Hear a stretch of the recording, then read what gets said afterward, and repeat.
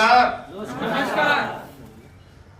जैसा कि आप लोगों ने अभी सर के माध्यम से और राजेश सर के माध्यम से मोहित सर और राजेश सर ने सब क्लियर कर दिया है। हमें भी विश्वास है कि जितने भी लोग आए हैं तो उनका जो क्यों है, तो शायद है कि हमारे प्रदीप सर के माध्यम से जो बताया गया है तो क्लियर हो गया होगा। क्योंकि क्यों यदि नहीं क्लियर होता, ये कहानी यदि कहूँ या यदि आप लोगों के पास समय हो और इजाजत दें, कहानी बताएं कि क्यों कैसे क्लियर होता है। 1.5-2 मिनट टाइम है जी सर। तो क्योंकि कहानी है क्यों, यदि इंसान का क्यों क्लियर हो जाए कि हमें ये बिजनेस क्यों करना है, तो शायद ही वह सक्सेस हो सकता है। एक प्रोफेसर साहब थे, उनकी शादी नहीं हुई थी, तो उनके रिश्ते जब आए तो शादी हुई।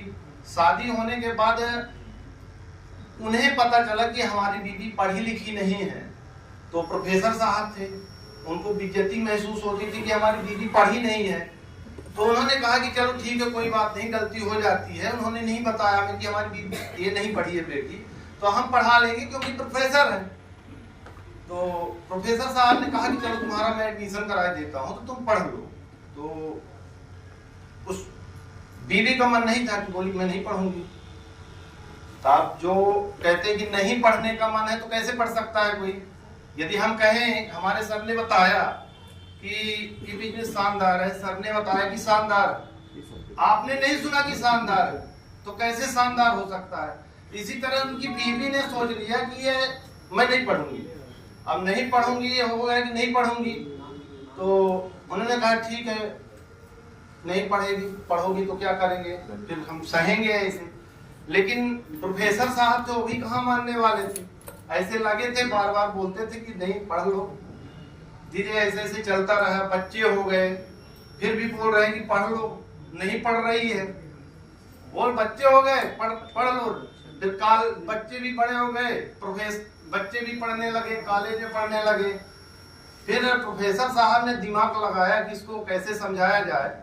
तो क्या किए कि एक महिला को भेजे अपने विद्यालय से, एक चिट्ठी भेजे वहां से। प्रोफेसर साहब ने बोले कि आप ये बोलना कि ये चिट्ठी को किसी को सुनाना नहीं, चुपचाप अभी रख देना, प्रोफेसर साहब को देना है। तो एक मैडम आई उनके घर में मिसेज को चिट्ठी देने, और मैडम बोली कि ये चिट्ठी पढ़ना नहीं है किसी को, ना किसी को पढ़वाना है, सिर्फ प्रोफेसर साहब को देना है। अब उसके अंदर डाउट आ गया कि भाई औरत आके दे रही चिट्ठी के